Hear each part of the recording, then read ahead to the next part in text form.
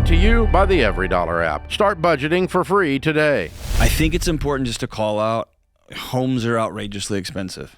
Oh, yeah. The last I looked, and again, don't hold me to this statistic, but it's the lowest inventory is supply and demand. There's just not enough houses. Yes. And some of these big Wall Street firms are coming in just buying them, writing checks for them and buying up neighborhood. There's new competition on the ground that has never existed before. That's right. Housing has just gotten insanely expensive.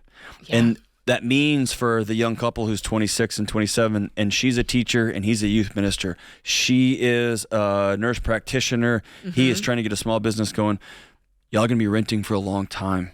And 100%. that's not because people hate you. It's because to get into a house, it's $500,000 on the low end. Yeah. To get in a dream home or a really nice place. It used to be $500,000, now it's $1 million. It's just gotten bananas, right? All across the country. I mean, I think now more than ever, we're part of the debt-free message. Like, we're always telling folks to get debt-free. And I think now more than ever, it's so important if you're at the cusp, right? Like, you're just starting out, you're considering student loans, or you're talking to your kids about college.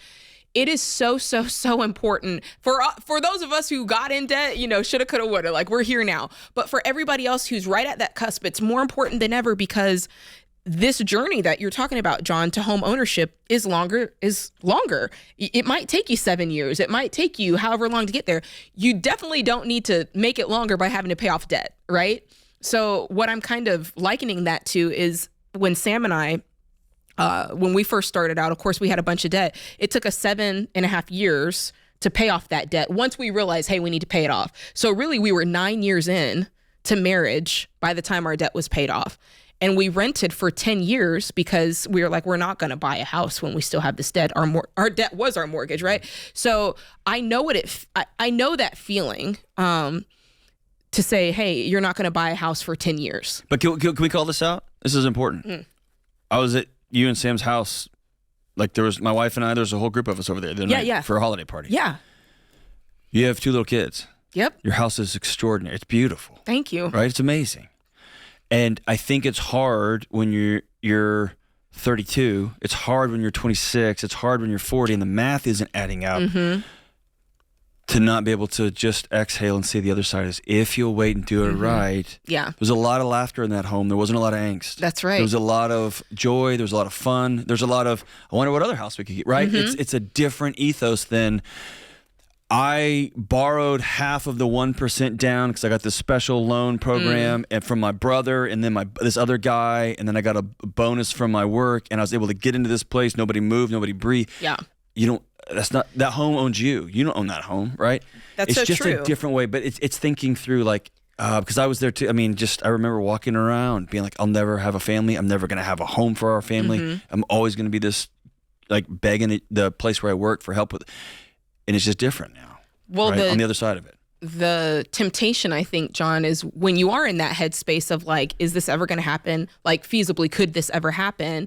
You start, and I think that's the way a lot of people feel right now, is the way these prices are and the way my income is and what it takes to even get a $400,000 house or a $300,000 house is astronomical. And so you start to feel like the gap getting wider and wider. And if you start feeling hopeless, then the reaction is, well, who cares? Like, whatever, I'm just going to live my life. And next thing I know, I'm seeing you out at Applebee's and at Chili's and you're buying up the bar. And I'm like, listen, you're just making it worse. Don't lose hope, because when you lose hope, it's like you just widen the gap even further. Or you make quick, unthought through decisions when you feel hopeless. Right? Yeah. And that's when you just go buy the house. That's right. And then in 7 years, when there's a market correction and your adjustable rate mortgage goes way up, a really, really wealthy person is going to buy it from you from the bank at pennies on the dollar. And you just help that person get even richer than they already are, right? Yeah. Because you just went. Yeah. And it's heartbreaking to me. And sometimes it's one of those things, like, people ask me in interviews, like, what would you tell 22-year-old you? And I just laugh and go, nothing, because that guy was an idiot. He wouldn't listen. And so I feel like sometimes we're just talking to a wall, because I remember being 27 and thinking this is never going to happen. Yeah. And that's just simply because I didn't know what it was going to be like. Yeah. The time's going to pass. Right. I mean, I keep saying, I feel like I'm on repeat saying that the time's going to pass anyway. Put the work in. Put the work in. It makes me think of that scripture. Dave quotes it all the time. Hope deferred makes the heart sick. And a lot of us, our heart is sick because we're like, man, I had this hope, but it feels like it's never going to happen. Yeah. But if you can just strike up that desire, because it says when desire comes, it's the tree of life. So if you can have enough desire to go, I'm going to see this through. I don't exactly know what the path looks like. Like, I'm just going to keep being smart with money. There's something to be said for staying the course. I'm going to keep budgeting. I'm going to keep being smart with money. I'm going to keep setting money aside. And you will look up and you will have a nice stack of money that you've saved up. Who knows how long it's going to take, but you will look up and what used to be a mountain turns into a hill, and what used to be a hill turns into a little, just a little swoop. And you might be in a different state. Yeah. You might have different friends in your house. That's right. You might have a different job. When I was 27, yes, YouTube didn't exist. Podcast wasn't a thing. That's right, John. And so who knows what's coming down the way. Exactly. Just take the next right step. And that's such a good point. I'm a belabor this a little bit longer, because I do think this is probably helping someone. Who among us can look 10 years ago and say, I knew exactly where I was going to be 10 years later? No one. Like, you don't know where. You can guess and you can pontificate about it and say, well, in 7 years I will be here and I'll have this job and I'll live over here with this many kids. But you truly don't know. And so, especially now, if you're seeing the AI stuff coming out in our field, like, it's all going to be different in 7 years, man. But the point is, you make these plans, but you don't know what's on the other side of time. And all you can do is be consistent and do the things that you know to do. Don't grow weary in well-doing, because at the right time, you'll reap a harvest of blessing. That's really what it is. And that's really what we're getting to, is just don't give up. Keep going. We know it's hard. We acknowledge it's difficult. I look at the numbers and sometimes I'm like, just that. Like, I don't know what to tell you. It's tough.